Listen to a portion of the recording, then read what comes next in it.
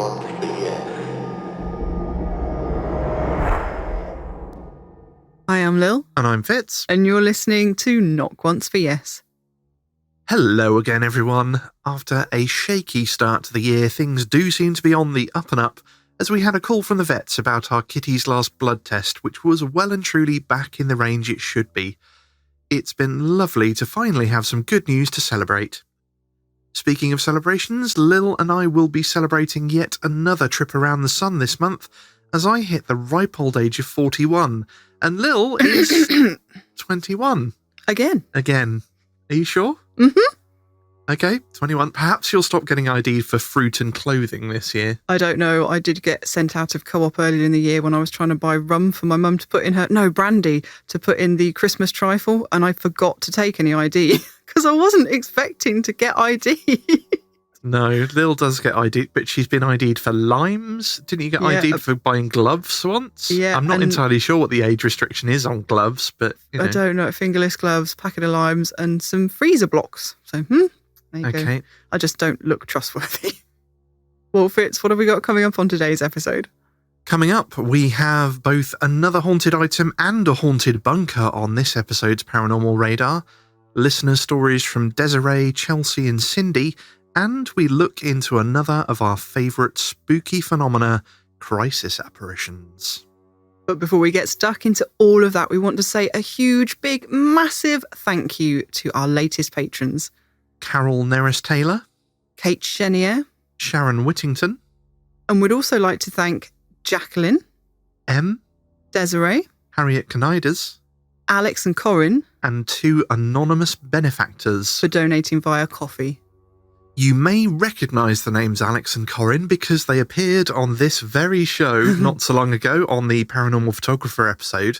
And incidentally, we did a little interview with Corinne a little while ago, which will be coming up on her YouTube channel fairly soon. Just to warn you, it's not safe for work. No. But I'll put a link in the show notes so that you can check out her channel and have a listen, see what we had to share. Thank you so much to all of our patrons and supporters, old and new. Your support really does mean the world to us, and we couldn't do this show without you. Thank you. Well, Fitz, I believe that first up on today's Paranormal Radar, you've got a haunted item, and I do love a good haunted item. Indeed, it's another haunted item from Facebook Marketplace on the Paranormal Radar this time, and this one comes courtesy of the Liverpool Echo, who are themselves reporting on a post from the internet message board Mumsnet in the Am I Being Unreasonable section. I love that that's a section anywhere. You obviously haven't been on Reddit. No. The mum posted that she'd bought a second-hand wardrobe from Facebook Marketplace and that the people that came to deliver it were quite strange and made her feel uneasy. She doesn't really go into detail about what it was about them that made her feel uneasy, other than to say that it was a very awkward handover. Since obtaining the wardrobe, she's been plagued with nightmares every night since, and her daughter has also said that she's scared at night as well. She goes on to ask if she's being unreasonable to think that the nightmares might be linked to the wardrobe. There's not really a huge amount to go on other than the timing being so coincidental, and I wouldn't have paid it much attention, but this is the internet, and I just had to look at the comments. So I tracked down the original question on Mumsnet, and I was not disappointed. There were a couple of comments mentioned in the article, and they were very much as you might expect. Various combinations of there's no such thing as ghosts or bad mojo to you need to call a priest ASAP.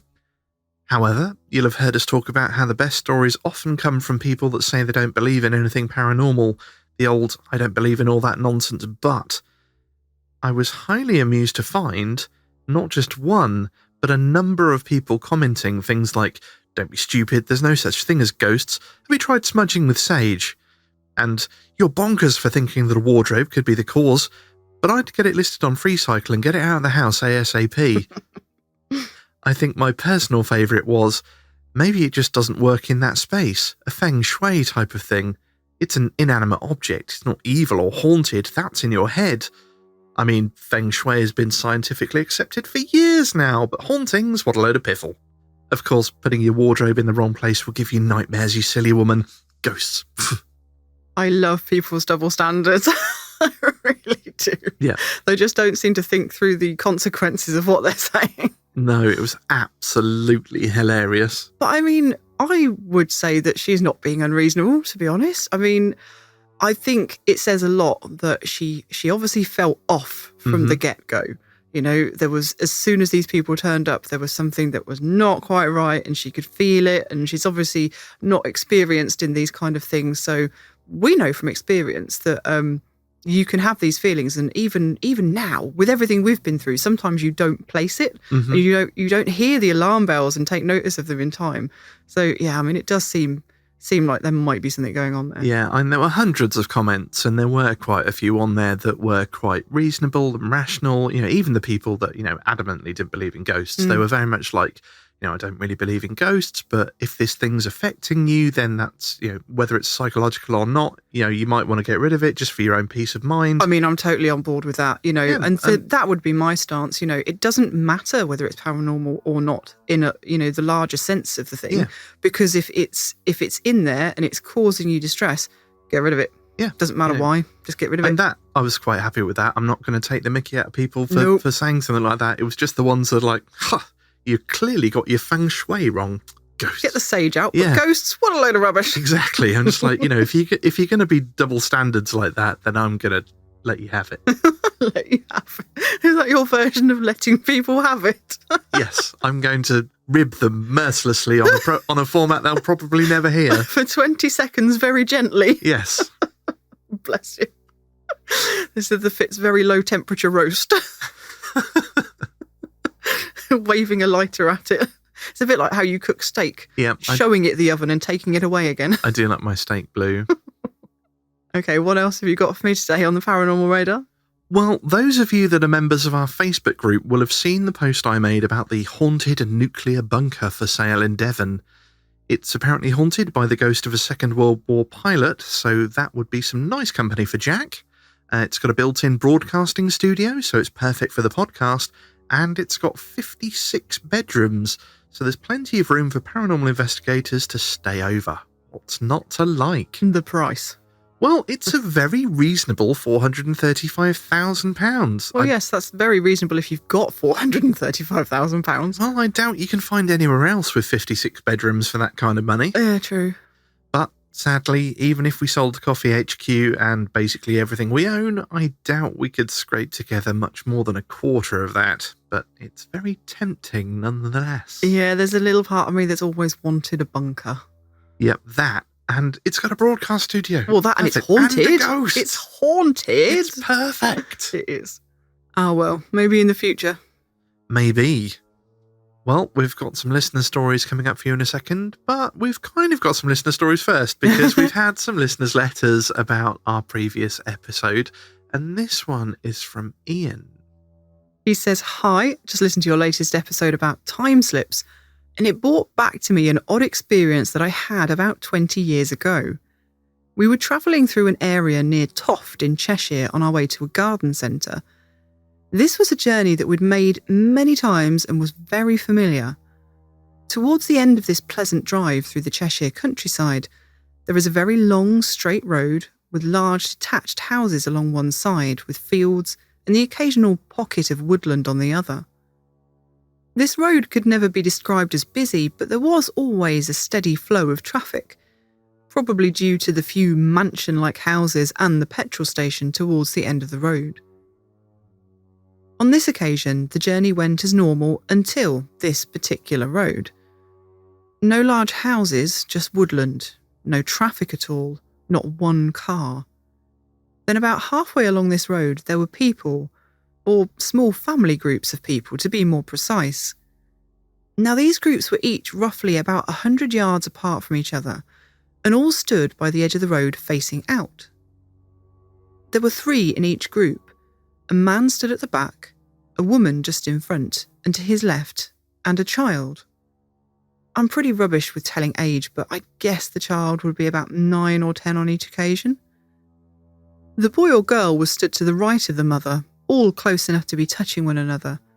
So the woman and child were in front and the man behind, but in between them, pretty much as a family would pose for a picture, except there was no one taking pictures, and no one else around except these 4 groups of people.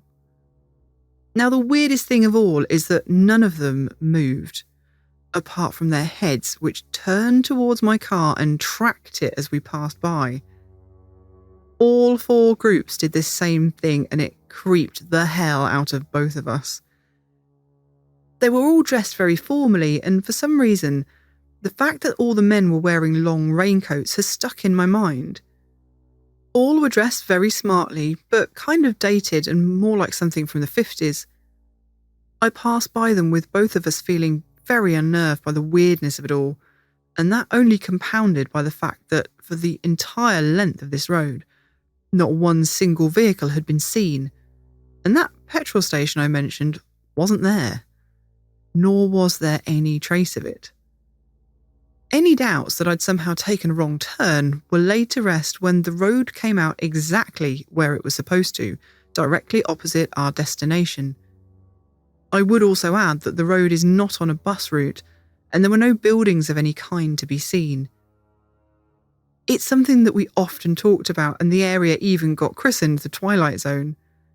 I've tried over the years to find any other strange experiences in the area, but mine seems to be the only one. I'm not saying that this was a time slip or even that it was paranormal in any way, but it was definitely very strange and creepy.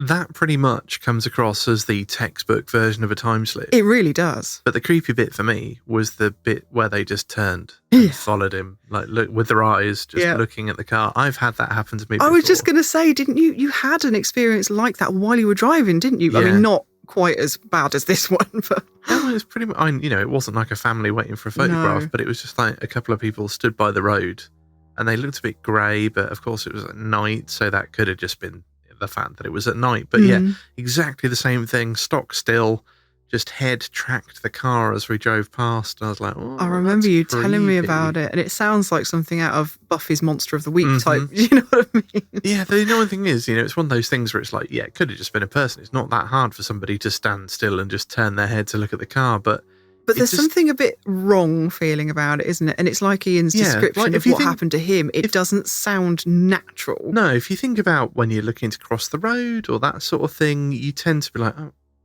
look right, look left, cross the road. Yeah, or you if there's dart your head car, backwards and forwards. You don't glide it without moving the rest of your body at all. No, or if there's a particular, like if there's a really cool car or something, you're like, oh, you tend to make that sort of facial expression like, oh, I'm interested in this thing, rather than just this look that kind of says, what are you doing here? Yeah, but the fact that the petrol station wasn't there either, and yet they were definitely in the correct place. I mean, it sounds up and down like a time slip to me. Textbook time slip as far as I'm concerned. We need to go and visit this road. Yeah, ping us a map with it on, and we'll just drive up and down it in the coffee mobile when lockdown's over. When lockdown's over, yeah.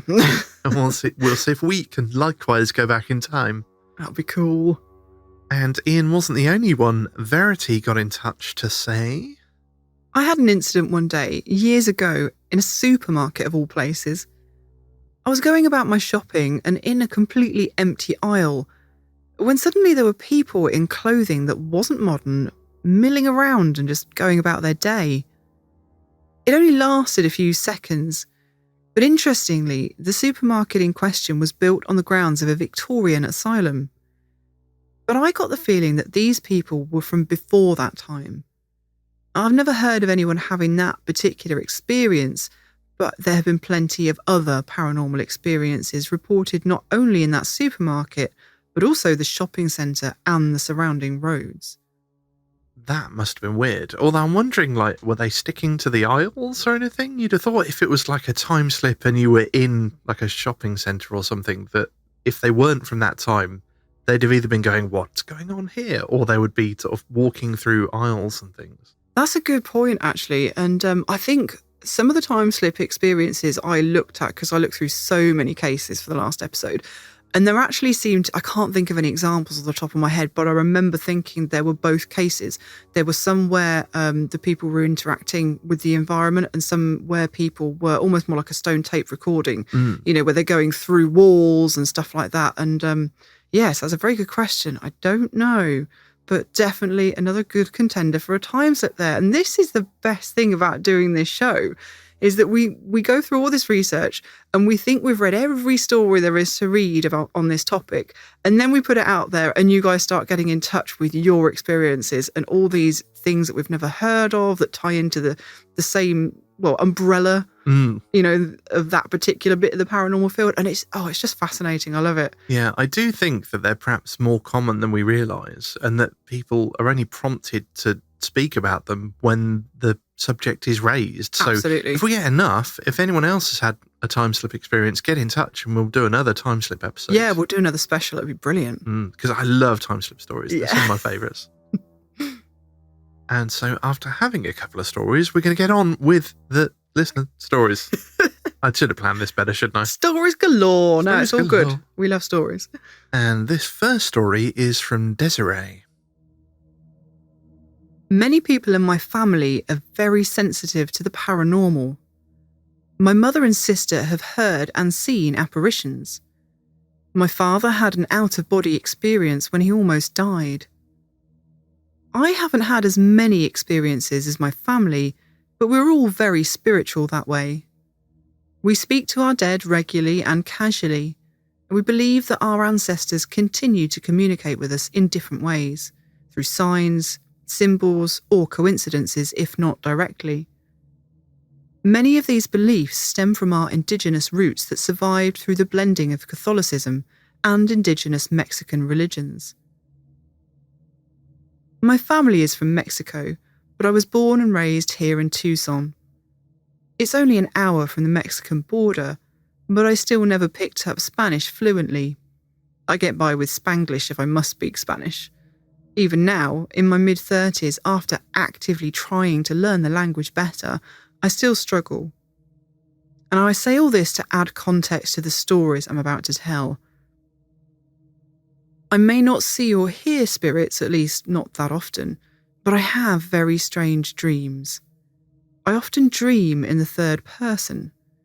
Sometimes I'm not even myself. I've been people from other countries and heard languages I don't recognise or understand in my dreams. I've often wondered if I visit others' dreams, or if I simply have a wild imagination. I can't be sure. One difficult to explain dream was when I was young, maybe 5 or 6. I had a dream where I was in complete darkness. There was no direction, there was no up or down, left or right, it was just black nothingness. It was void of light or structure. I remember feeling as if I was floating. Then I began to hear a man's voice in the distance. He was speaking Spanish, so I couldn't understand what he was saying, but I willed myself to follow his voice. I could feel myself pushing through the darkness towards it. As I followed, I realised that he was saying the same thing over and over. I continued on, listening to this phrase in Spanish. I then saw a pinprick of light. I continued towards the light and listened to the same sentence over and over. I could now remember the sentence. I repeated it with the man, not out loud, but in my head, in my dream. The bit of light grew and began to take shape. It was now as if a bright light was behind a door. The door-shaped darkness opened, and now there was nothing but light spilling into the darkness. It was blinding and white, and the man's voice was loud and clear. His voice enveloped me with the light. I woke up. I blinked a few times, feeling my surroundings. I repeated the phrase I heard to myself a few times to make sure I could remember it. And I did. I ran from my bed and into my mother's room. She was still asleep. I knew I would forget soon, and being so young, I couldn't write the phrase down for later, so I shook her awake, Mum, wake up, please. I have to tell you something. What is it? She said, groggy and annoyed. What does abre la puerta y verás la luz mean? What? She said again, now a little more awake, and with a little more urgency in her voice. I repeated the phrase again. I probably mispronounced the words a bit. Where did you hear that from? My mother asked. My dream. My mother looked at me confused. But where did you hear it before your dream? That was where it was from, my dream. You must have heard it somewhere if you dreamt about it. I didn't, I whined. What does it mean? I don't know if I want to tell you. But it was my dream. I was a very stubborn and self-assured child. Fine, it means open the door and you will see the light. I stopped and was mildly terrified. Did this mean I was going to die? In my child brain, I was afraid to open doors for weeks. I would slowly open them and stand behind the door before walking through. In retrospect, I wonder if an ancestor saw that I'd wandered too far away from my body and was guiding me back. An even earlier dream that I remember wasn't terribly unusual or hard to explain, but it always stuck with me.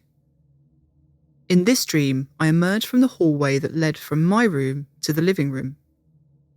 My grandmother, or who I thought was my grandmother, was there. I walked up to her. And I don't remember us speaking, but it felt like we were communicating. She held my hand and began to float. Without speaking, it was like she was telling me that I could fly too, and then I felt myself begin to float. Ecstatic at the sensation, I began floating around the room with her, and it was about this time that I realised she was not my grandmother. She'd changed from when I first saw her. In the beginning of the dream, she was wearing simple modern clothing like what I would expect my grandmother to wear, a purple t-shirt and some tan pants. Now, she wasn't wearing much clothing at all, just a tan skirt. Her white hair was now long and pulled back, not short like my grandmother wore it.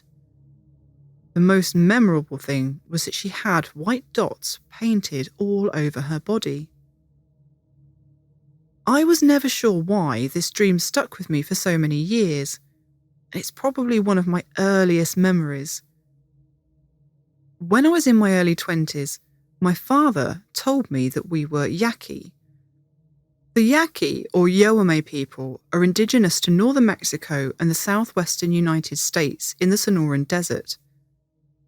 My grandmother did not reveal this to even my dad until that time, and only because a newspaper article came out about her father.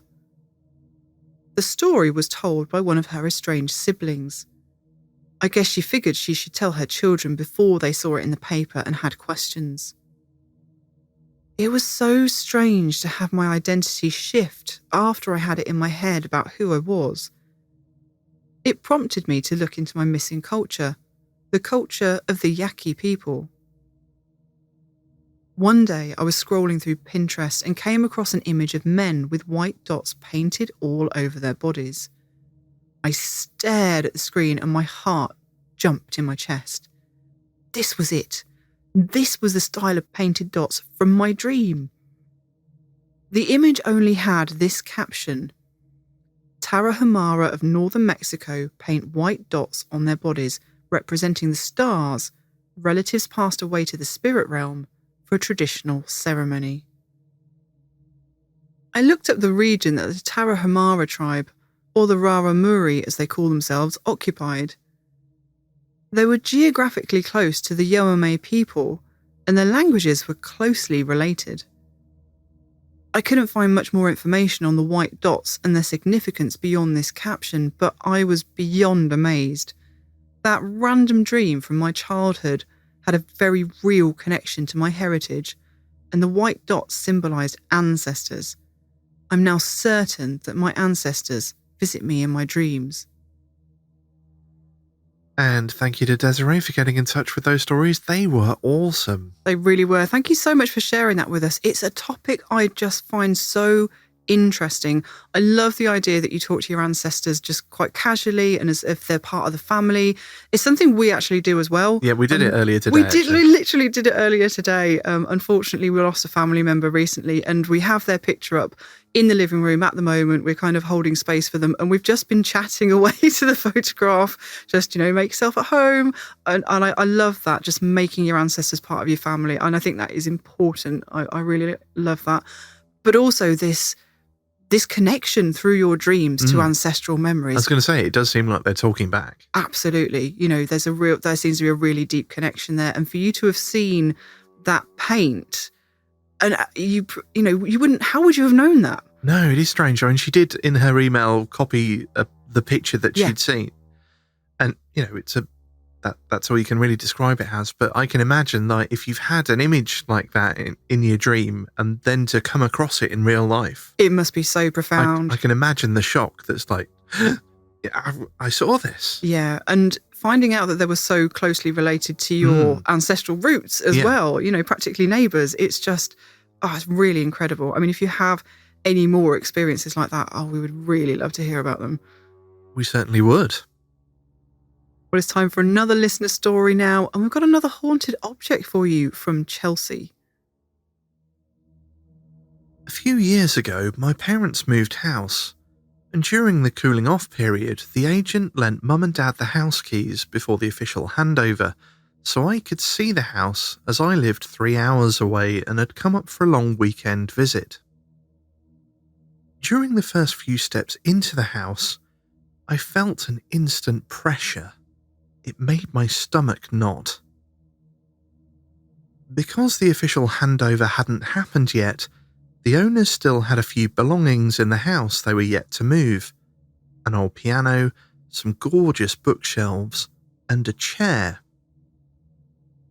I didn't know why, but as I got further into the house, the pressure felt stronger and stronger. I was walking down the hallway when the pressure was so intense, I felt I was going to be sick. I was short of breath, and I had shooting pains down my arms and pain in my chest. I left the house and went back to the front yard, and the feelings eased. My mother only looked at me and said, "I felt it too." We later learned why. It turns out that the house was part of a deceased estate. My parents got it at a bargain price. We found out that the previous owner was a teacher who had a heart attack and died in the same area of the house Mum and I had these feelings. The old owners ended up leaving only one item of furniture, a chair. I could not go near it, not even in the room without that pressure. Mum and Dad had no trouble, but as Mum could see how uncomfortable I was whenever I stayed, she asked the woman to leave. Mum and I sat down and explained in more detail that she was making me uncomfortable, that the house belonged to my parents now, and she was welcome to pop in and see how things were going from time to time, but if she could please keep her visit brief while I was around. Mum and Dad got rid of the chair quite soon after that, and I've since felt no pressure or anything when I visited. A final note though, I've got a 2-year-old son, and he likes to have conversations with thin air in that house, in the same room the creepy chair was in. Thank you so much to Chelsea for sharing that story with us. And just from the last sentence there, perhaps not just a haunted object after all. No, the last sentence got me. I was going to say that. Yeah, I'm guessing that obviously having a previous item of furniture still in that room must have deepened the connection for whoever it was that was haunting the house. So that might have been their favourite room and their favourite chair. So having the two together was, just the perfect kind of storm. But even having got rid of the chair, clearly still something going on there if your son is talking to thin air. Yeah, there is something about children talking to invisible friends who might not be imaginary that just, it sets my hackles up. It's creepy. But I think it's brilliant how open to the paranormal children are, because they just don't know that they shouldn't be. Mm. And I remember looking around houses as a kid with my parents, and there were some that there was something off about them. Like the one in particular we looked around, and I've spoken to my mum about it in later years. She didn't realise there was anything off about the house. She thought it was a perfectly nice house. But as a kid, I remember it just had this vibe about it. I didn't like it. It felt cold and I can't even think of a word succinct enough to describe it, because I obviously didn't have the vocabulary as a child, but I never wanted to live there. But yeah, the adults didn't notice anything. Ah, that's weird. And yet we seem to have maintained our little spidey senses as we got older. I think it's come and gone over the years, though. I really do. I think you can block it out. I mean, I think when we first moved into this house, I had blocked it out a bit, because the house we'd lived in previously was so active, it was unbearable. And actually, when we moved into KOFY HQ to start with, I didn't want to have any experience. I'd had enough. So I don't know, even if something had happened here to begin with, I'm not sure I would have picked up on it, because I just didn't want to at the time. Yeah, here was weird. It was kind of like lifeless and inanimate, which shouldn't be an unusual thing for a house. But if you think about where you live, it feels like home. Or if you go to someone else's house, it feels lived in. Whereas when we moved in here, it kind of felt empty and vacant. It felt like a blank canvas. We'd taken it over from someone. It wasn't like it had been empty for a while. No. But yeah, it just had that kind of void feeling when we moved in. Yeah, it did actually. But at the time, I was really grateful for it, because as mad as it sounds now with what we do, I mean, now we're actively going out and looking for paranormal things happening here, there, and everywhere, and even trying to create them in our own house. But at the time, we'd lived through having to deal with paranormal activity that we couldn't really handle, we couldn't control. It was unpredictable. It was, a bit traumatizing, and we'd had to live with it 24/7 for so long that I'd had enough. It was nice for a break. Yeah, it was so nice to be able to turn the lights off at night and go for a wee in the middle of the night and just not have to worry about it. It was such a relief. So the moral of the story is, listen to your kids when you go house hunting. Well, we've got one final listener story before we get into the main segment on crisis apparitions, and this one is from Cindy. First, let me say that we aren't a particularly superstitious family, and normally any talk of ghosts and such are laughed at. But when I was 15, my grandfather, Pop, was admitted into the hospital for emergency surgery. No one was worried, and we all went about our normal day waiting for a call from the doctor. I remember waking up at around 4 a.m. with a very uneasy feeling, but I shrugged it off and went back to sleep. I hadn't dozed off for more than 10 minutes when I got a call from my father, whose father it was in the hospital, that Pop had passed moments before. It was sad, I cried and dealt with it the usual teenager way. But it wasn't till years later when I was speaking to one of my aunts and mentioned that uneasy feeling. She grasped my hand and proceeded to tell me that on that night she had also woken up. She went to her kitchen to get a drink of water, and standing in the kitchen was her father. She mumbled to herself about still being sleepy, but she clearly remembers her father turning to her and giving a soft smile. Just as she was about to say something, her phone began to ring and the apparition disappeared. The call was from the hospital saying her father had just passed. Now, I may not believe in ghosts or apparitions, but I do believe in familial bonds. I like to think that night that Pop stopped by us all for one last look before making his way to wherever he was destined. And thank you to Cindy for sharing that story. It is both a sweet story and one that I had to put in this episode because that's an almost textbook crisis apparition story. Yeah, and I know we call them crisis apparitions, but again, it's just that umbrella term, isn't it? I'm actually agreeing with Cindy a lot more here. I think it's more or possibly it can be more of that familial connection, that kind of a bond between family members. Like twin bonds where they sort of share thoughts. Yeah, so maybe apparition isn't a brilliant word. I don't know. I mean, we're going to get into that. We're going to get into it. But thank you so much. That was a really lovely story, and we're really honoured that you shared it with us. And that is all the listener stories we have for this episode. Thank you so much to all of you that shared your experiences. We absolutely love hearing them and, of course, sharing them, which is what the show is all about. We're always looking for more of people's paranormal encounters, so if you've experienced something spooky, then please do get in touch to share your story through our website at knockoncefors.com. If you've sent in a story and we haven't used it yet, don't worry. We often try to group stories so that they fit a theme and the overall length of the show, so it can sometimes take a while to find the perfect place for them. Yeah, if we absolutely do not put stories in date order. No.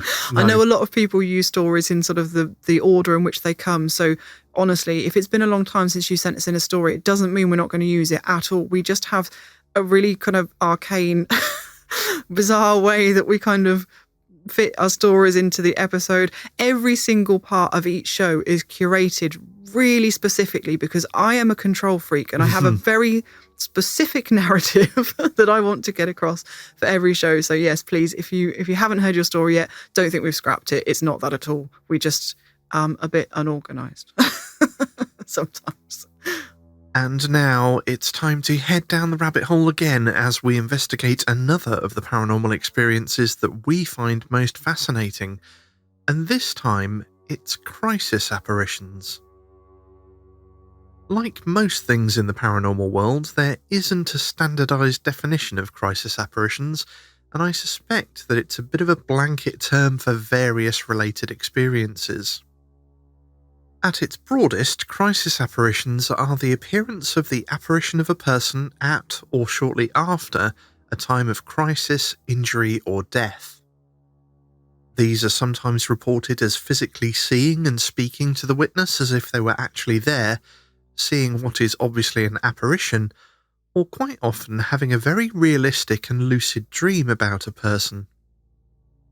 In some cases, it seems as if the apparition was alive at the time that they were seen, and so it seems to be a spontaneous psychic connection, whilst in others it happens shortly after their death, and comes as more of a final goodbye. Often, though, there's no interaction between apparition and witness, and the sighting plays out almost like a recording of the events befalling the unfortunate soul in crisis, similar to the stone tape theory phenomena, only happening in real time, or near real time at least, the victims somehow unwittingly reaching across countries, even continents, to physically convey their fate to a loved one. A perfect example of this latter type of crisis apparition is demonstrated in the case of Agnes Paquette on a quite ordinary October morning of 1889. Despite having slept soundly, Mrs. Agnes Paquette was surprised to find herself feeling quite out of sorts that day, her mood coloured by a sense of uncharacteristic melancholy. After waving her husband and children off to work and school for the day, she decided a good brew would help snap her out of it, and headed to the pantry to fetch the canister of tea. However, her day was about to take quite a turn, and instead of walking into the pantry to find the expected dried goods and supplies, she opened the door onto a scene of a ship's deck, and on it she saw her brother Edmund.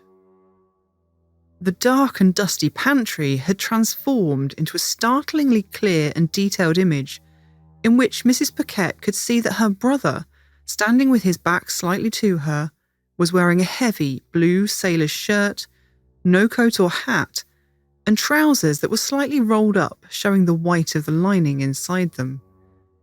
The vision would only last a moment, but in that brief time she saw that he was falling, and there were loops of rope wrapped around his legs, pulling at him, pulling him away from her. And in an instant, he had disappeared over the rail of the ship. Her husband, being at work by now, knew none of this, So he was entirely unprepared when, at 10:30 a.m., he received a telegram from Chicago bearing the sad news that his brother-in-law, Edmund, had drowned at 3 a.m. that morning after becoming entangled in a tow rope and being dragged overboard. Mr. Paquette wasted no time in rushing home to his wife, wondering how on earth to break the terrible news to her. He was worried it would be such an awful shock that, to begin with, he just told her that Edmund was sick in hospital. Agnes quickly stopped him in his tracks with the words, "Ed is drowned. I saw him go overboard." Agnes explained to her husband what she'd seen that morning in such uncanny detail. She described her brother's clothes to him, the rope wrapped around his legs, even the location on the ship where he had gone over, despite neither her nor her husband ever having set eyes on that tugboat before. Perhaps if she'd had some psychic inkling that a tragedy had befallen her sibling, then knowing her brother's occupation, it wouldn't have been too much of a stretch for her to maybe imagine a likely scenario that might have befallen him. But when the family spoke to the crew of the ship, they confirmed every detail she'd witnessed in the vivid image. Edmund had, in fact, become entangled in a tow line and had been thrown overboard in just the manner she'd related. Her description of the location in which the accident happened was deadly accurate. They even told the Paquettes that he'd been wearing new trousers, which were slightly too long and which he had taken to rolling up, showing the white of the lining, just as Agnes had seen. A fascinating story, to be sure, and it almost seems as though the moment of her brother's tragedy was somehow captured, transported across space and time for Agnes to witness, and yet there was no communication between the two. So perhaps an even more astonishing type of case is one where the crisis victim and the witness actually interact. Well, thanks to the journals of the Society for Psychical Research, we've got an absolutely baffling example of just such a case for you today. And interestingly enough, it takes us back once again to our seemingly oft-visited period of 1918 and the fledgling Royal Air Force, and concerns Lieutenants Larkin and Mcconnell. The two pilots were based at the training aerodrome of RAF Scampton in Lincolnshire and had known each other for some months, but in recent weeks had become roommates and good friends. And as friends do, of course, they became used to each other's habits and mannerisms. For instance, David Mcconnell always greeted Larkin with a gusty "Hello, boy," and habitually wore his Navy uniform cap alongside his RAF flying clothes. The RAF was still so new at the time, having been formed from an amalgamation of the Royal Flying Corps and the Royal Naval Air Service, that it wasn't unusual to encounter a rather mishmash of uniform and clothing, and Mcconnell was known particularly for his Navy cap, which he was rather proud of. The 7th of December 1918 started just like any other day for the two men. Around 11 a.m, Mcconnell set off for the aerial range for machine gun practice, but Larkin saw him return not half an hour later with the explanation that he was instead to take a Sopwith Camel biplane to the aerodrome at Tadcaster. He bid Larkin farewell with his customary "Cheero, I expect to be back in time for tea." Larkin spent the afternoon writing letters in front of the fire and was still sitting there warming himself by the fireside when Mcconnell returned. And thanks to the journals of the Society for Psychical Research, we have Larkin's recollection of the moment in his own words. "I was sitting, as I have said, in front of the fire, the door of the room being about 8 feet away at my back. I heard someone walking up the passage.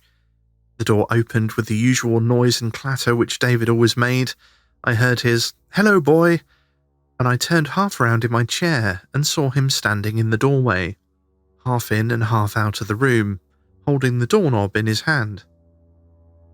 He was dressed in his full flying clothes, but wearing his naval cap, there being nothing unusual in his appearance. His cap was pushed back on his head and he was smiling, as he always was when he came into the rooms, and undeniably greeted us. In reply to his "Hello, boy," I remarked, "Hello, back already?" He replied, "Yes, got there all right, had a good trip."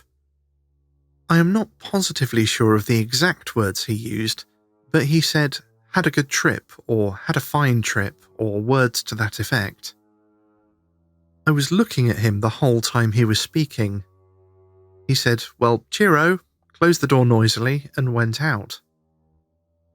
I went on with my reading and thought he'd gone to visit some friends in one of the other rooms, or perhaps had gone back to the hangars for some of his flying gear, helmet, goggles, etc., which he may have forgotten.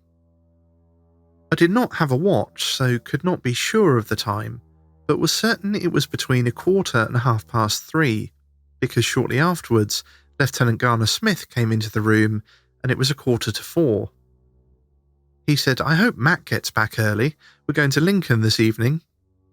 I replied, "He is back. He was in the room a few minutes ago." He said, "Is he having tea?"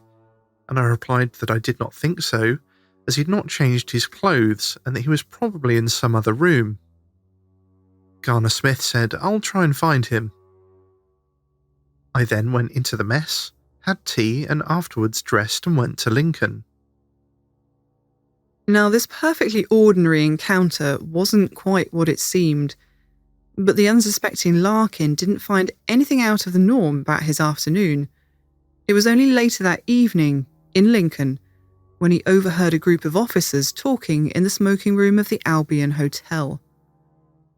Over the warm, smoky hubbub, he caught only snatches of conversation, but a few certain words were enough to make his ears prick up.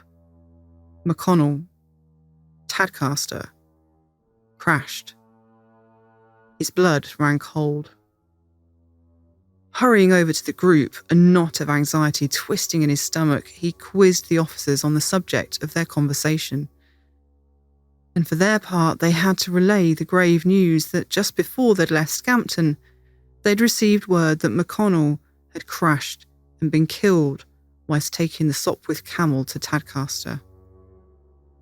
Of course, Larkin was horrified by the news, and a little perplexed to hear them say he'd crashed on the way to Tadcaster. After all, he knew that Mac had completed that journey safely at least. He'd told him so just earlier in the day. He thought they just must have got their wires crossed and Mcconnell had been called out again, taken the camel up a second time, and that must be why he hadn't seen him for the rest of the afternoon. But later, as he received more news about the accident, had spoken to more people, had discovered that Mcconnell's watch had stopped when he crashed, giving the accident the almost definite time of 25 minutes past 3, that he began to realise that his roommate had not gone out again, had not taken the plane up a second time that day, in fact, had not returned to their room at Scampton at all, and now never would. So how did he have a perfectly normal and animated conversation with the man 5 minutes after he'd died? The encounter had a profound effect on Larkin, one he couldn't explain or dissuade himself from. In fact, he was so affected by the experience that at his friend's funeral he found himself compelled to relate the whole thing to Mcconnell's father. Afterwards, he wrote to Mac's bereaved parent, giving us the detailed account we still have access to today through the journals of the Society for Psychical Research. He ends his heartfelt letter to David's father with these words. "As you can understand, Mr. Mcconnell, I was at a loss to solve the problem. There was no disputing the fact that he had been killed whilst flying to Tadcaster, presumably at 3:25, as we ascertained afterwards that his watch had stopped at that time. I tried to persuade myself that I had not seen him or spoken to him in this room, but I could not make myself believe otherwise, as I was undeniably awake, and his appearance, voice, manner had all been so natural. I am of such a sceptical nature regarding things of this kind that even now I wish to think otherwise, that I did not see him, but I am unable to do so." He goes on to say, We had been very good friends, though not intimate friends in the true sense of the word, as though I had known him for about 4 months. We had been roommates for about 6 weeks only. We had lots of discussions, political, social, and educational, but not once did we discuss anything bordering on the occult or spiritual. Had we done so, I would perhaps have been able to account, in a measure, for his appearance in this room at the time of his death. As it is, I have no explanation whatever to offer. We're very fortunate that the tale was investigated by the Society for Psychical Research, or SPR for short, as well as recorded in their journal. They became involved quite soon after the incident, while it was still fresh in everybody's minds and before the experience had time to fade in everyone's memories. So often in researching paranormal cases, there is really only one, often second or third hand witness statement to go on. But in this case, SPR were able to obtain a first-hand account and additional information to support the story, not least of which were the statements provided by Larkin's fellow officers, one of course mentioned in the original account, and another to whom Larkin had shared the story at the time. It's amusing to note that they both echo the "I don't believe that nonsense but" preamble that so often precedes some of the most astonishing paranormal stories we come across, as they both basically mentioned that they wouldn't have believed it were it not for the fact that it was Larkin that had had the experience, insinuating of course that he was a particularly reliable witness and not prone to exaggeration. The SPR also inquired as to the possibility of Larkin having mistaken someone else for David, through poor lighting, tiredness, or something similar, but Larkin responds that the lighting was good, he was wide awake, and that it had clearly been David that he had seen. David's father even goes on to add that the description was characteristic of his son, and that there were only 2 other people on the base that wore the naval cap mentioned, both of whom he was familiar with, and neither of whom, he states, could either in height or build or manner or voice have been mistaken for my son. Incidentally, the Journal for the Society of Psychical Research, or at least their historical journals, are available on the Internet Archive and are a treasure trove of information for those with an interest in the spooky and unusual. I'll put a link in the show notes so you can check them out for yourselves, but do be warned, you could lose yourself for days in there. But so, like in so many similar instances of investigating an account of the paranormal, I find myself with perhaps more questions than answers. Thinking on it now, was it a crisis apparition? Or was it a time slip? Or perhaps a Vardoga? Max certainly didn't have a good trip on the day he died, but it seems so normal an occurrence that I wonder if it's purely coincidental that it happened on the day he died. Perhaps in slightly different circumstances, we would be reading not about the crisis apparition, but the time slip incident where Lieutenant Larkin saw Lieutenant Mcconnell whilst he was still miles away, delivering a Sopwith camel to Tadcaster. I can imagine the conversation between them now, though with comical, stereotypical RAF banter thanks to World War II films and comedians Armstrong and Miller. I say, old chap, where did you get to yesterday afternoon? We missed you on our trip to Lincoln. Had a rough ride getting the camel to Tadcaster, old bean. Weather closed in and the other wallet put down, but I didn't want the old man to think I was LMF, so I pushed on. It was 10/10 from there, so I was hedge hopping all the way. Got a bit dicey and I thought I was going to go for a Burton. No, after then, you clot, after you stopped by our room. Got some duff gen, old boy, only just got back. Thought I'd best not risk it twice in one day, or the body snatchers would be bringing me home in the blood wagon. Apologies to those of you that are shouting at me for using World War II slang. I'm not exactly up to speed on my World War I banter. But it does make you wonder how often these things happen and people don't even think to note it. The very ordinariness of the experience wouldn't even be worth a mention were it not for the fact that it couldn't possibly have happened. And you have no idea how much fun Fitz just had reading that. I had more fun writing it. I thought I'd be more amusing saying it.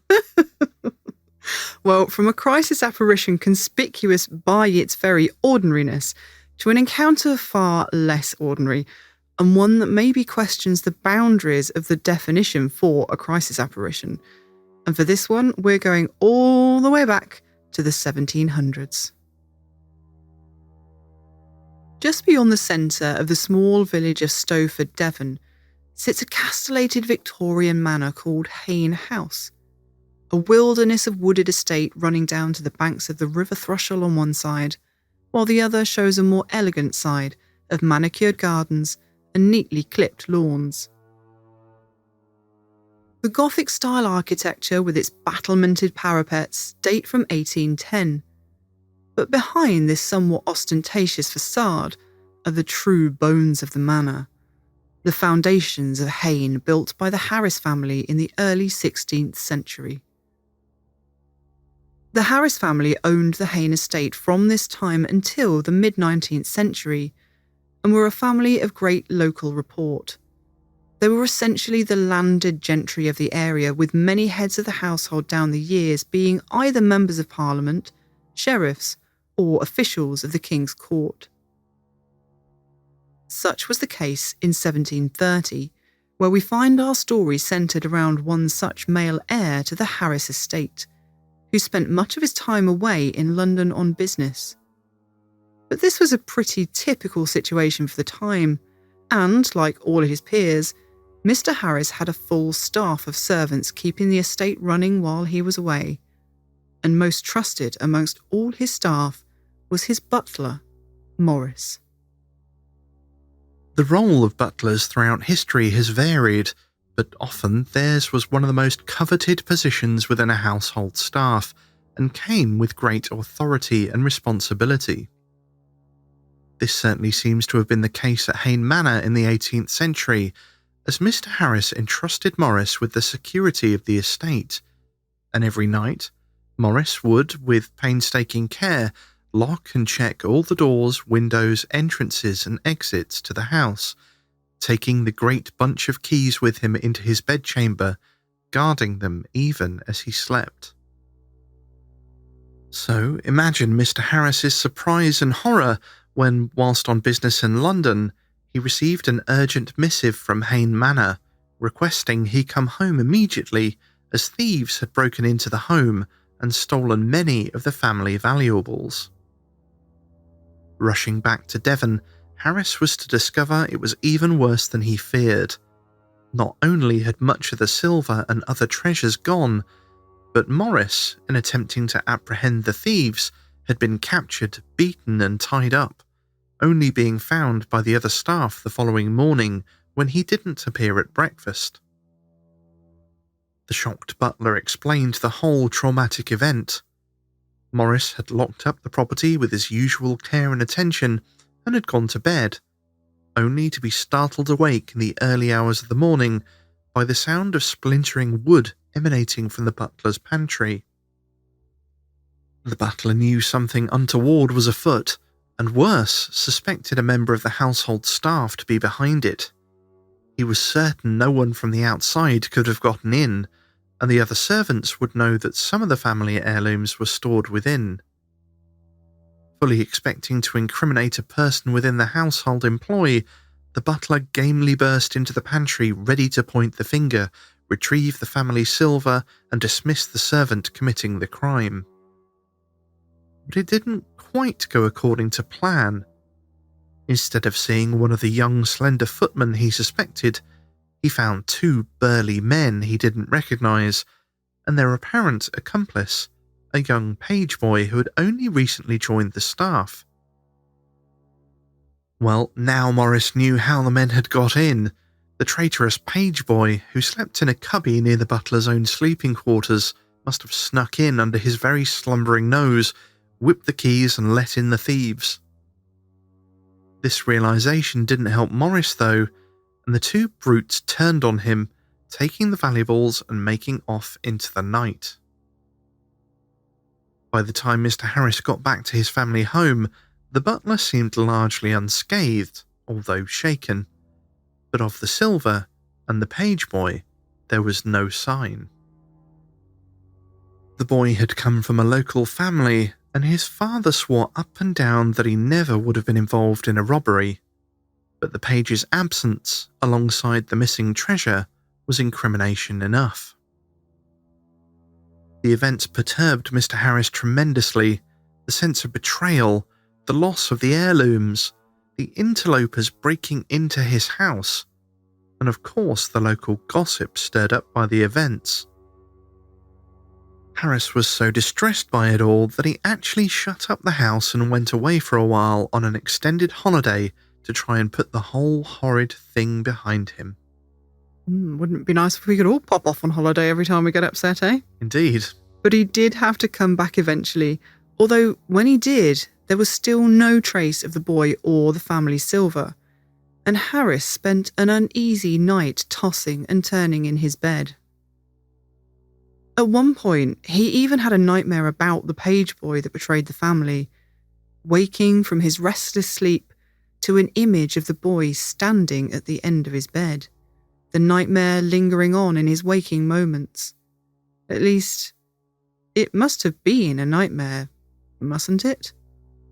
No surprise, really, with everything on his mind. But the next night wasn't much better. He couldn't quite put his finger on what was bothering him so much about the incident, why he was so disturbed by what had happened, except that something didn't feel right. Once again during the night, he started from his slumber with the fevered brow of a nightmare upon him. Only this time, he was almost certain that he really was awake this time, and yet still he saw the missing boy at the foot of his bed. By the third night, he could think of little else except waking to another encounter with the haunting image of the young page boy. But more than that, there was something else niggling him, scratching away in his brain like a burrowing insect and giving him no peace. Something about the story of what happened that night. There had been no signs of a break-in, so somebody must have let the intruders in, this much was true. But how did the boy get the keys from Morris's room without waking him, if the butler was woken by sounds coming from the pantry so much further away? This time, when he tossed and turned himself awake for the third night in a row, to see the apparition of the boy standing at the foot of the bed once more, instead of trying to rub the sleep from his eyes and wipe away the nightmare, he looked at the apparition full on and watched as the boy beckoned him. He suddenly found that he wasn't afraid, but curious, and knew that he had to follow the boy's directions to get to the bottom of this once and for all. Silently, the boy made his way along the corridor and down the stairs, not one footfall making a single sound on the echoing wooden floor, and all the while beckoning Harris wordlessly. The pair moved through the dark sleeping house, unseen, until finally the boy exited through the front door. Harris, having observed the securing of this door himself earlier that evening, was surprised to find it now mysteriously unlocked. But the boy went onwards into the night and the grounds of the estate, and Harris dutifully followed him all the way into the woods, a shadowy landscape of thicket and bramble, and not even the kindly moon to cast a sliver of light for their journey. The boy slowed as he reached a huge, ancient, hollowed-out tree, glancing back as though to make certain the man of the house was still following. He was, and he watched in wonder as the young boy reached the foot of the tree and vanished. Harris returned to his bed cold and shivering, not only from his nighttime excursion, but also from the deep suspicion that was snaking its way down his tight, dry throat and writhing in his belly. He would get no sleep this night. All he could do was wait and watch the sky for the first light of dawn. Daylight eventually came, but would bring no respite for the distraught Mr. Harris. At first light, he summoned men to the woods, following the route the boy had silently walked to the gnarled old hollow tree. "Cut it down," Harris ordered. His men obeyed, and Harris's worst fears were realised. Hidden within the tree, they found scant few remaining family heirlooms and the boy's decaying body. The young lad hadn't betrayed the household, hadn't colluded with the thieves or made off with the silver. More likely, he'd stumbled onto the real culprit and paid the ultimate price for being in the wrong place at the wrong time. And Harris knew. He knew even though he didn't want to believe it. Even though he'd trusted the man implicitly, he knew the only person who could have done it was Morris himself. Forced to face the poor boy's remains and confront the reality of what he'd done, the butler admitted the crime. That he'd been siphoning off the family wealth at every opportunity. He had the means, after all, and no one but him would notice for a good long while. But eventually he'd taken enough that he realised he'd get caught unless he came up with a good explanation. And so the great fake robbery was staged, only he hadn't counted on the newest member of staff figuring out what was going on. And so he silenced the boy forever. Or at least, he thought he had. Now, this story has been retold for decades, and this retelling of it is an amalgamation of many different versions. It's another of those that's been retold so many times that it would take months or even years of research to unpick which details survived from the original. But from what I've been able to find out, the event was first published by Lord Halifax in his now famous Ghost Book of 1936, after he was told of the events by a Lady Ferguson Davy during a visit to Powderham Castle, which is also in Devon and so fairly local to Hayne House. Although the report to Lord Halifax came many years after the original event, you can imagine the furore that would have been caused by the robbery, the murder and the butler's betrayal, and I can certainly see how it would have gone down in the annals of local news as a talking point for decades, in fact centuries to come. After all, there's nothing more enthralling and long-lasting in local gossip than a scandal. In his book, Ghosts of Devon, Peter Underwood states that, to this day, a stone is pointed out as marking the place where the butler murdered the page boy and hid the body. I wish I knew if that were true, and I'd love to go and explore those woods myself to find out, but sadly for us, the house is in private ownership, and it doesn't appear that the public are able to view the house or grounds. All I can tell you is that according to my beloved OS maps, only a stone's throw from the front door is a thick woodland, rather poetically named the Wilderness, and we can only wonder if once upon a time a huge gnarled and twisting hollow tree stood within there hiding a grisly secret. So, is this a crisis apparition? It certainly doesn't follow the classic format, but I really wanted to bring it into the mix after first reading about it in Daniel Cohen's Encyclopedia of Ghosts, in a section covering crisis apparitions. It got me thinking. Last episode we discovered that the definition of a time slip story wasn't clear-cut at all, and maybe this is no different. The boy may not have appeared at the moment of his death, but this certainly wasn't a residual shade caught in the terror of his last moments and reliving them again and again. This spirit had a purpose, a message, a truth to be uncovered. His crisis may have already happened, but his message was just as urgently in need of recognition.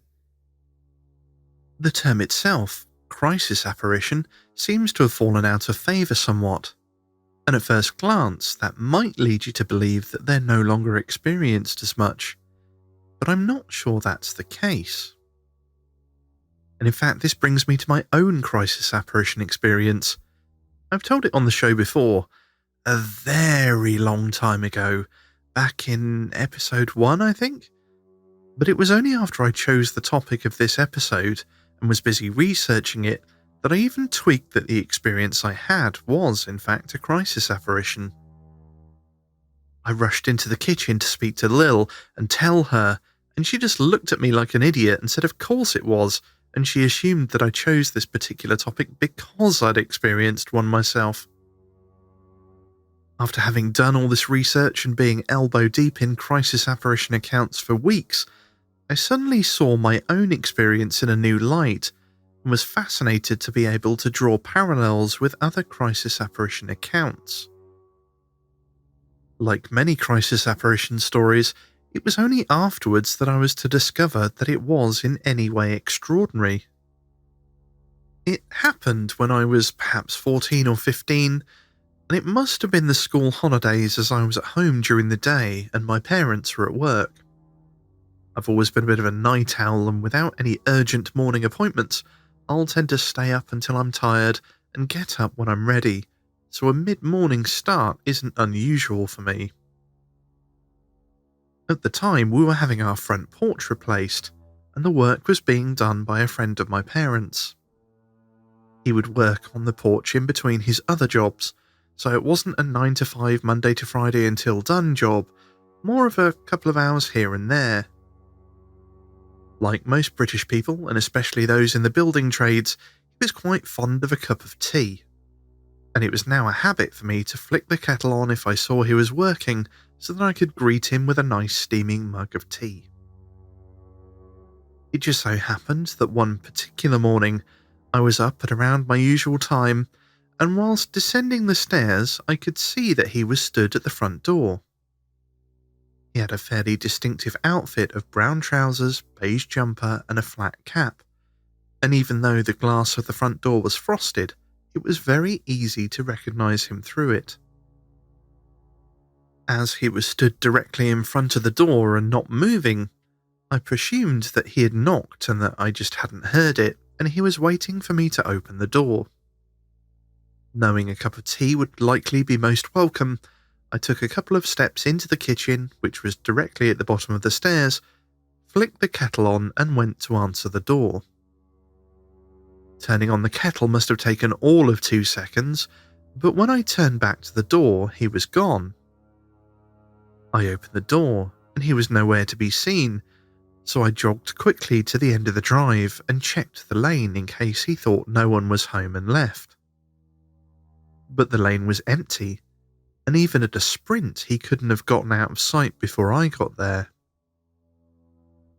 I couldn't see him around the side of the house, but he could have gone round the back, so I went back in to make myself a coffee and a cup of tea for him. I sat in the kitchen with my coffee and took note of the time.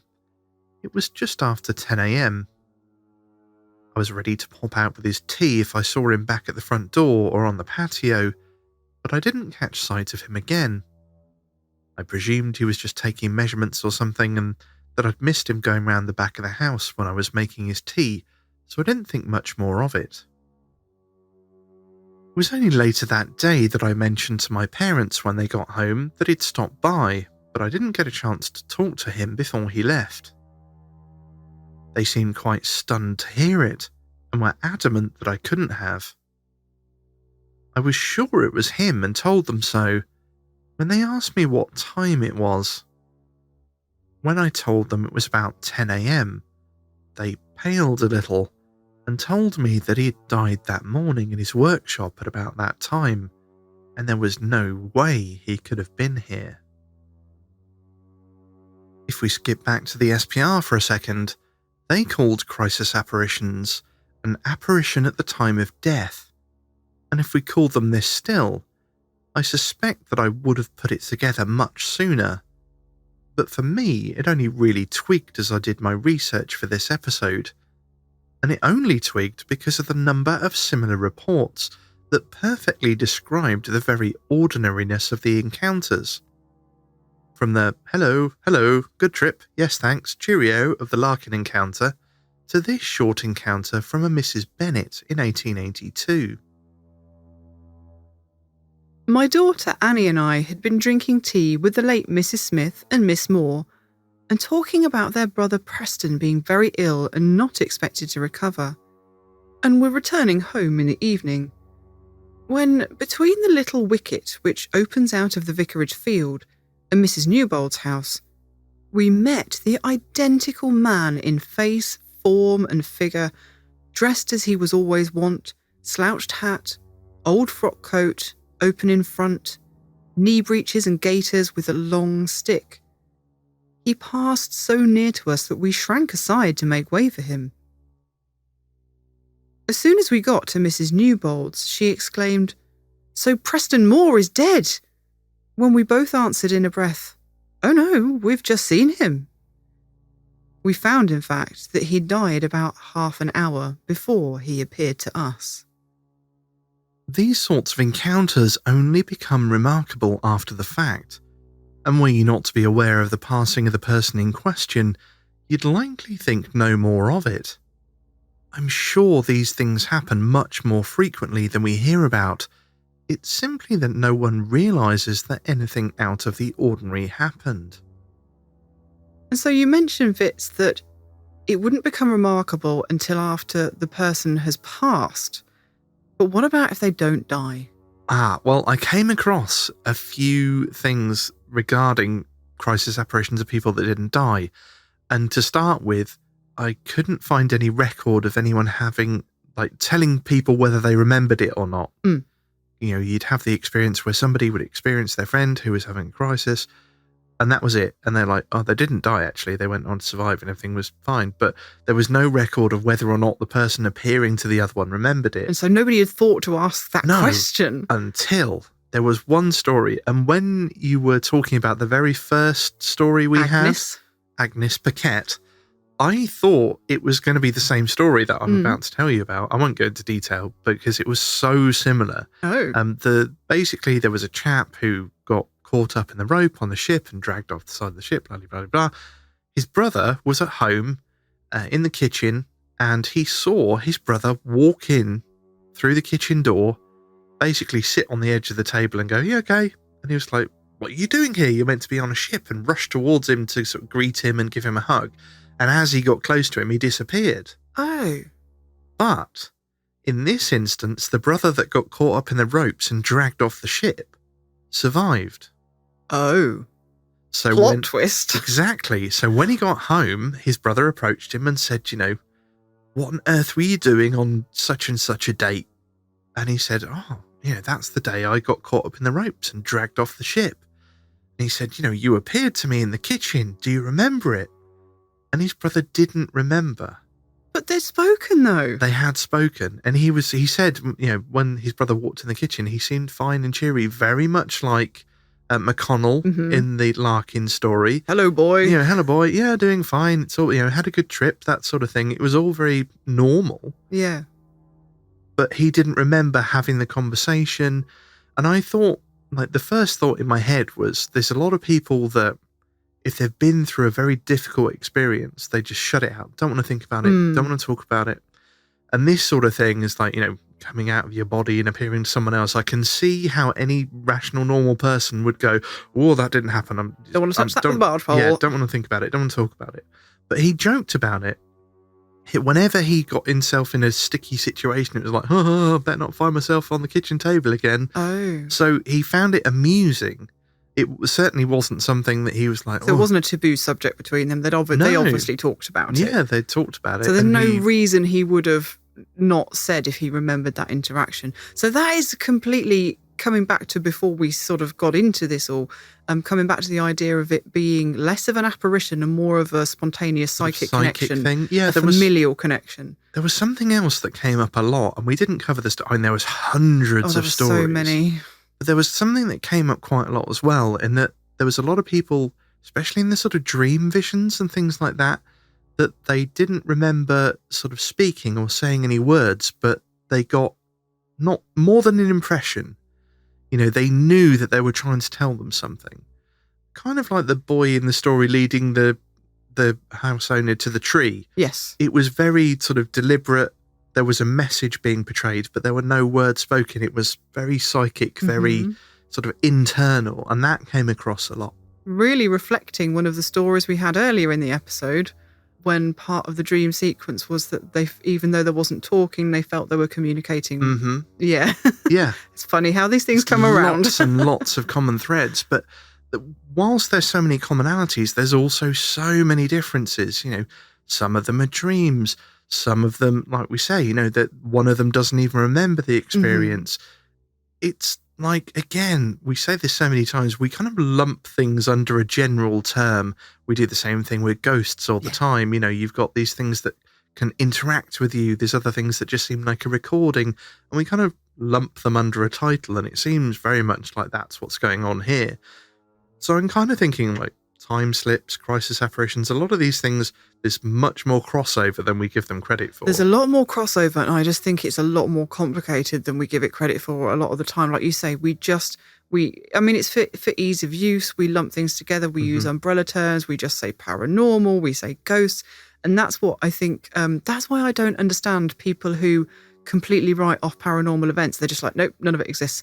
Because when you look into it, there are so many different things going on. We're not just talking about, somebody's dead grandmother appearing to them. There are a multitude of weird, unexplainable things that we just don't understand yet. And I don't think they're all the same thing. No. And another thing that made me laugh so much was almost every single story started with something along the lines of, I don't believe in all of I'm not the sort of person that believes in fanciful things, or I never would have credited it if it hadn't happened to me. And literally every story, always seems to happen to the massive skeptics, doesn't it? Yeah, the hardcore skeptics. Just because I looked through quite a few of the SPR journals, and there's lots of different stories in there, and just the crisis apparition ones were condensed into a book that we both sort of independently found. Yeah. And in that, there was 600 pages just in that. And that was only going up to like 1940 or something. But almost every single one had that sort of preface of, I don't believe in all this nonsense, but amazing crisis apparition story. Yeah. But like you say, it's really mind-blowing. When you start looking into it, it's absolutely mind-blowing how many accounts there are. And a lot of these, especially from the SPR journals, they're first-hand witness statements. These aren't stories that have been bandied around for years and kind of been retold 7 million times and lost a lot, become almost legend and folklore.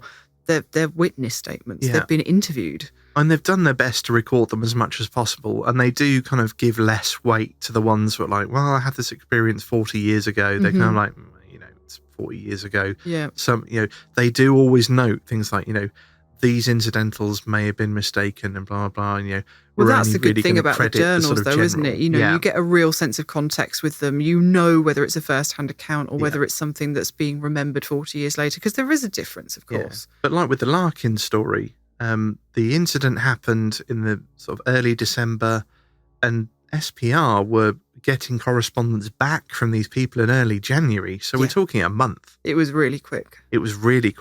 So they were sort of, right, we want to know this, we want to know that, we want to know the other. And they asked for character references because they want to know, And this is why we got the statements from the other officers that said, I wouldn't have believed it if it wasn't from Larkin, sort of thing. So it's like they've followed up as much as they could. So it's a good resource. And again, you're only really working with people's accounts. But that's all every story is. Yeah. And that's all our stories are. Yeah. When we tell people what's happened to us, it's like we discussed last episode, it's only ever our word. Yeah. And you can't predict it. It's not like you can sort of plot when it's going to happen, so you can set things up to measure it. You don't even know what to measure most of the time. It's just weird stuff is happening, and it seems to happen randomly or on a kind of sort of, ours happens more perhaps a little bit over winter, but... I think you hit on a really interesting point there, and it's something that bugs me a lot about... it bugs me a little bit about ghost shows, even though we're absolutely just as guilty of using technology to try and... we use technology to investigate. We use the gadgets. We hold our hands up and say we do that as well. But when you think about it, it is kind of... it's almost silly. What are we... We don't know what we're trying to measure. Yeah, I can understand certain things, like if you're, audio recorders for a start, you're after noises that you didn't make or that were unusual. Video cameras, you look into video, something that, you're not sure, if nobody else is around and you catch something. That's I suppose I'm thinking more of people that say, I can understand people say, well, I've never had an experience, therefore I don't, I won't believe it until I see it. But people that say there is no evidence, right? Well, until we figure out what we're trying to measure, which we haven't yet, there's no way we can get evidence, really. Yeah. We can get sort of anecdotal evidence, we can get bits of information, we can get some data, but until we actually understand what we are dealing with, and we don't have a clue, really. So at this point in time, with the understanding we have, I don't think there's any way anybody could get irrefutable evidence. No. I wouldn't even know where to start at the moment. Oh, we went down the rabbit hole a bit there. We did, but we love going down the rabbit hole. And if you would like to come down the rabbit hole with us, and you're one of our patrons, then do keep an eye out over the next few days, as I'll be posting about the upcoming episode post-mortem, where we can have a chat about the latest episode and anything else you'd like to talk about. And that, I'm afraid, is all we have time for this episode. Thank you to everyone that shared their story, and don't forget that if you've got a story to share, please do get in touch through our website at notonceforyes.com. We are always in need of your true paranormal experiences, as they are the heart of the show.